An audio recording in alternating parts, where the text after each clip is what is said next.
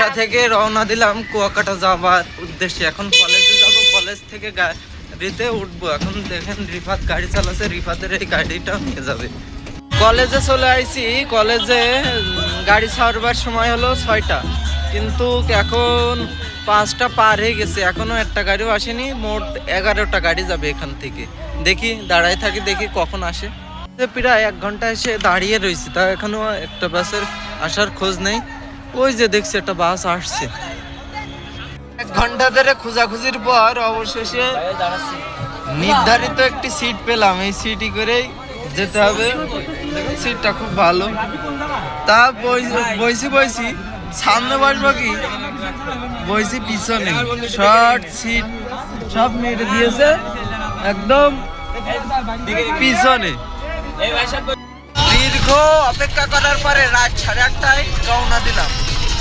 যে রওনা দেওয়ার কথা ছিল 6টার দিকে, সেটা রাত 8:30টায় বিভিন্ন কারণে আমরা রওনা দিলাম। এখন চলে যাব কালকে সকালে, অবশ্যই পৌঁছায় যাব কাঙ্ক্ষিত কুয়াকাটায়, এবং তার পথে রাত্রের কিছু দৃশ্য আপনাদের মাঝে শেয়ার করব। ধন্যবাদ।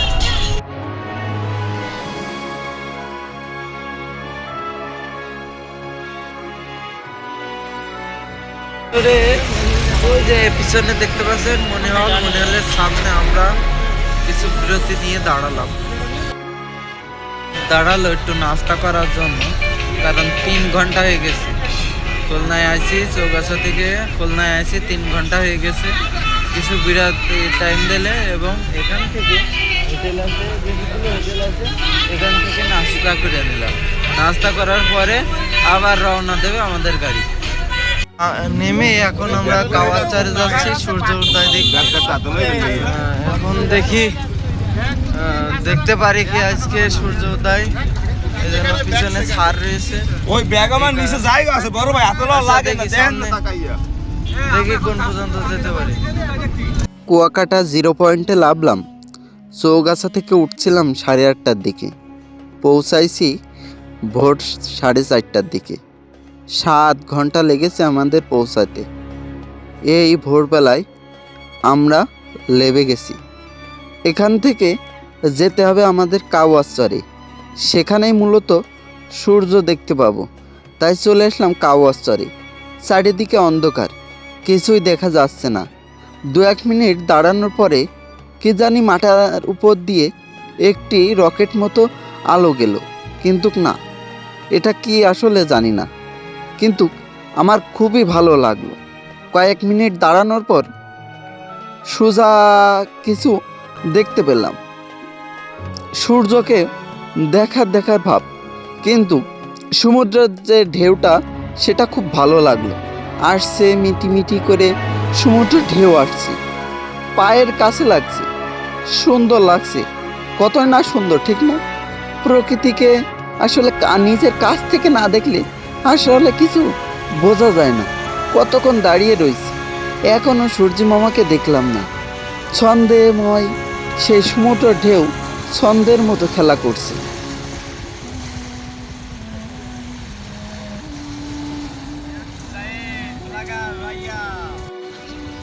এখানে প্রচুর পর্যটক এসেছে। ওই সাইডেও কিছু পর্যটক, অনেক পর্যটক দেখতে পাচ্ছেন।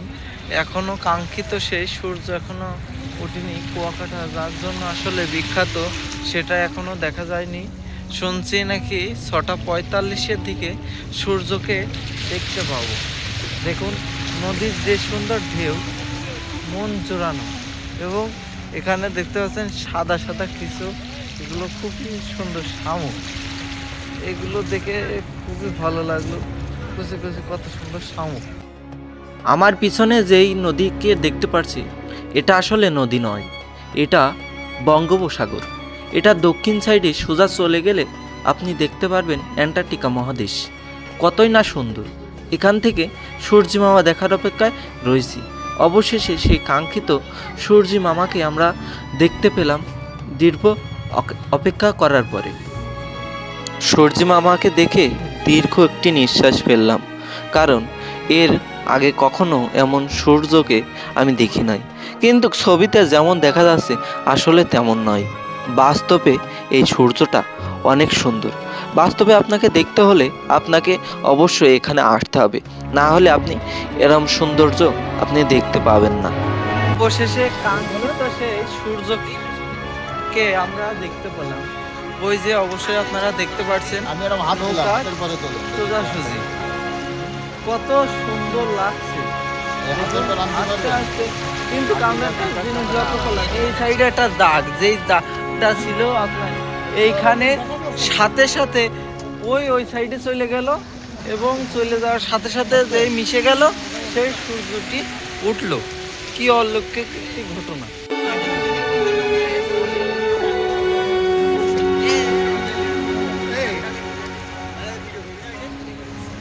কুয়াকাটার আসলে সৌন্দর্য অপূর্ব, কিন্তু আমরা কুয়াকাটা ঘুরে যাই, কিন্তু কুয়াকাটার আসলে আমরা ইতিহাস মানে কুয়াকাটার নামকরণ কিভাবে হয়েছিল এটা আমরা প্রায় মানুষই জানি না।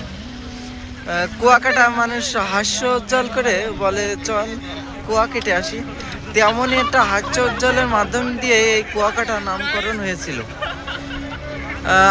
প্রায় 1800 শতকের দিকে রাখাইনরা এই কুয়াকাটায় এসে বসবাস শুরু করেন, যা বর্তমান এখন মায়ানমার। তারা এখানে এসে বসবাস শুরু করে এবং পানি, সুমিষ্ট পানি পাওয়ার জন্য তারা একটি কুয়া কেটেছিল, সেখান থেকে কুয়া কেটে পানি সংগ্রহ করছিল। এখন সেখান থেকেই এটার নামকরণ হয়েছিল কুয়াকাটা।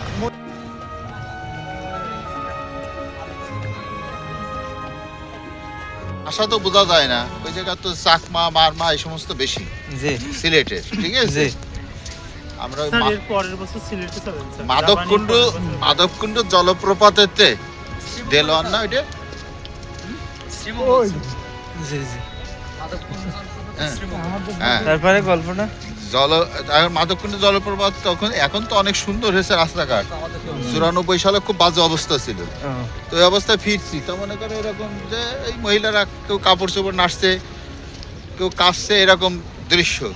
তো ওই ছেলে ফেলে তো আমরা তোমাদের মতন ওই তাকায় এসে আর ওরা থেকে মারতে এসে কি সব বলতেছে তা বোঝাও যায় না, কিছু না, মুশকিল।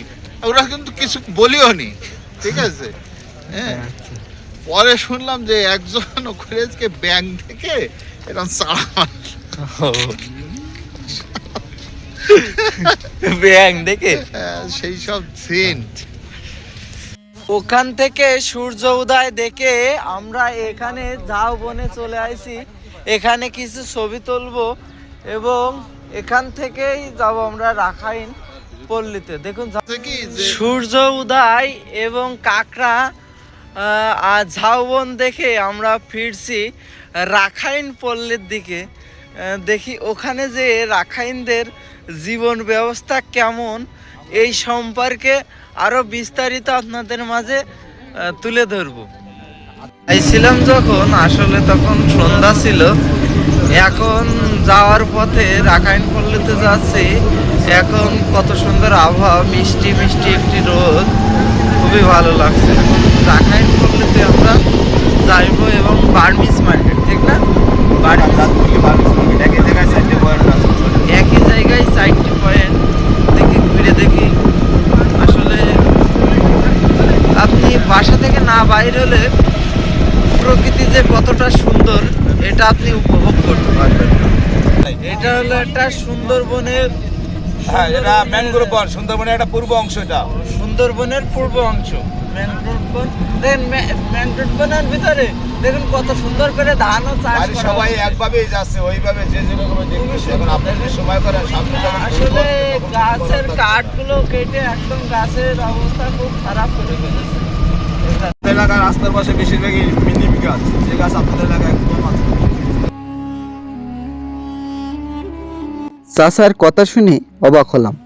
অবাক হবারই কথা, কারণ রাস্তার দুই ধারে ছোট ছোট নিম গাছ, যা আমাদের যশোর এলাকায় যা লাগালে থাকে না, আজকে লাগালে সেই গাছ কালকে থাকে না। কতই না সুন্দর। তাদের এই সুন্দর খাবার দাবার দেখে আমি মুগ্ধ হলাম। কুয়াকাটায় সর্বস্তরে আমি ঘুরলাম, কোথাও ভাজা পোড়া সিঙ্গারা কিংবা পুরি বেচে না। তাই খুব অবাক হলাম। আরেকটা জিনিস দেখে অবাক হলাম, রাস্তাঘাটে কোনো হকার নাই। ভাই বাদাম নেবেন? বাদাম না, এমন কেউ বললেও না আমার কাছে এসে। শুধু একটি চা আলা দেখতে পেলাম। তাছাড়া হকারি কিংবা কোনো হতদরিদ্র মানুষকেও দেখতে পেলাম না। তাদের জীবন ব্যবস্থা এবং শরীরের গঠন অনেক অসাধারণ আমাদের চেয়ে। তাই খুবই ভালো লাগলো। রাস্তার দুই ধারে সবুজের আলোড়ন, প্রকৃতিকে কত কাছ থেকে দেখতে পাইছি সে বলে বোঝাইতে পারবো না। কাউয়া চর থেকে যাচ্ছি রাখাইন পল্লীতে। এই সুন্দর রাস্তা দেখতে দেখতে কতই না সুন্দর। সেখানে যে দেখতে পাবো কুয়াকাটা নামকরণ হয়েছিল সেই পুকুর এবং সেই কুয়া, এবং তাদের জীবন ব্যবস্থা, তাদের তাঁতির কাপড় চোপড় দিয়ে তৈরি করা তাঁতি পোশাক এবং তাদের ট্রেডিশনাল পোশাকগুলো দেখতে পাবো। যে রাখাইন পল্লীতে চলে আসলাম আমরা। প্রথমে দেখছি মিস্ত্রিপাড়া সীমাবদ্ধ বিহার ভিতরে একটু ঢুকে দেখার চেষ্টা করি। না কি শুনছি নাকি টিকিট লাগবে, এখন দেখি কি বলে। পল্লীর বাজারে অনেক ধরনের আচার, কাপড় চোপড়, ব্যাগ বিক্রয় করা হচ্ছে। এখানে আবার দেখলাম আপনার তাঁত, যে তাঁতের শাড়ি কাপড় চোপড় তৈরি করা হয় সেই মেশিন। দেখুন এই যে সেই মেশিন কেমন করে বিভিন্ন প্রক্রিয়ার মাধ্যম দিয়ে আপনার কাপড় বোনা হয়। এই যে এই পাশে সুতো, আর এই পাশে এই পাশে সুতো, আর এই পাশে কাপড়। দেখতেই পাচ্ছেন, দেখুন কত সুন্দর করে নিখুঁতভাবে তারা তৈরি করে কাপড়। এই সেই মেশিন বাজারের একদম বাজারের মাঝখানে এই মেশিনটা রয়েছে। এখানে দেখুন রাখাইনদের বিভিন্ন ধরনের ট্রেডিশনাল পোশাকগুলো বিক্রয় করে থাকে। আপনারা যদি নিতে চান অবশ্যই এখানে এসে নেবেন স্বল্প মূল্যে। এখান থেকে আপনি বিভিন্ন ধরনের তাদের কাপড় চোপড়, ট্রেডিশনাল কাপড়গুলো সংগ্রহ করতে পারবেন। এই যে তাদের ট্রেডিশনাল কাপড় চোপড় বানানোর জন্য আলাদা মেশিন, কত এই যে রাখাইন তাঁত, এখানে লেখাই রয়েছে রাখাইন তাঁত। তাদের ট্রেডিশনাল কাপড়টা এখানেই তারা বানিয়ে থাকে। দেখুন কাপড়ের কালার দেখলে আসলে নিতে মন চাচ্ছে, আসলে বলার কিছু না। এই যে এই পাশে কাপড় আর ওই পাশে সুতো, কি না জানি কিভাবে এটা তারা বানায়। মেশিনটা কিন্তু সুবিশাল বড়, কিন্তু এই মেশিনে দুইজন মানুষ দুই দিক থেকে কাপড় বুনতে পারবে। এই যে এক সাইড আর আপনার ওই এক সাইডে বসে দুইজন কাপড় বুনতে পারবে। এই হলো মূলত মেশিন নাকি বলে, এটা হলো ওই সুতো পাকায়, যে মেশিনটা দিয়ে সুতো পাকায়।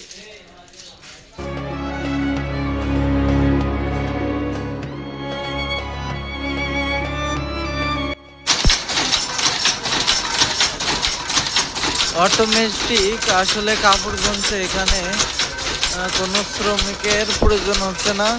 মেশিনটা চালাই রেখেছে, অটোমেটিকই কাপড় বুনছে। দেখুন কত সুন্দর করে কাপড় বুনছে। আসলে ডিজিটাল হতে হতে এই যে কাপড় বোনা, এটা যে ডিজিটাল হয়ে গেছে আমার জানাই ছিল না। যদি আমি এখানে না আসতাম তাহলে আমি অবশ্যই এটা দেখতে পারতাম না। আগে জানতাম এই কাপড়গুলো বোনা হতো হাতের সাহায্যে, কিন্তু এখন তা না। এখন হলো এই কাপড়গুলো বুনছে মেশিনের সাহায্যে। দেখুন কত সুন্দর করে কাপড়গুলো বুনছে, খুবই ভালো লাগছে। এই যে একটা মেশিন আর এই পাশে আর একটি মেশিন, এই মেশিনে যে কাপড়গুলো বোনা হয় এই মার্কেটে এই জামা কাপড় ট্রেডিশনাল কাপড় চোপড় বানিয়ে এই মার্কেটে বিক্রয় করা হয়। এটি কুয়াকাটার একটি রাখাইন মার্কেট। রাখাইল পল্লী থেকে বাজার করে এখানে আসলে বেশিরভাগ পাওয়া যায় দেখি এদের চাটনি, যেমন তেঁতুলের চাটনি, রসুন, পেঁয়াজ, ঝালের সব রকমের চাটনি এখানে পাওয়া যায়। আমি নিলাম রসুন আপনার হলো তেঁতুলের চাটনি, দুইটা নিলাম, দুইটা 150 টাকা নিয়েছে, 20টা 40টা করে। এখন আমরা এখান থেকে এক্সিট হয়ে যাব, দেখি সামনে কোথায় যাওয়া যায়। রাখাইন পল্লী থেকে বাইরে এখন কুয়াকাটা যাবো, ওখানে যে গোসল করবো, গোসল করে খাওয়া দাওয়া করে আবার বিকালে ঘুরতে বাইর হব। আজকে সকাল থেকে প্রায় সকাল আপনার 4:30 পর থেকে বাইর হয়েছি ঘোরার জন্য। অন্ধকার ছিল, ফজরের আজান দিছিল না, এখন থেকে বাইর হয়েছি। আর এখন বাজে আপনার 10টা বাজে গেছে। এখন যাবো, গোসল করবো, খাবো দাবো, আবার বিকেলে বাইর হবো।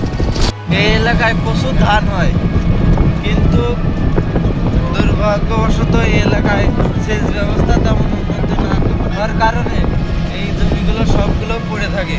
কারণ বছরে একবারই ধান হয়, সে হলো বর্ষাকালে। তাছাড়া এখানে ধান হওয়ার কোনো সম্ভাবনা নাই, কারণ এখানে পানির কোনো ব্যবস্থা নাই।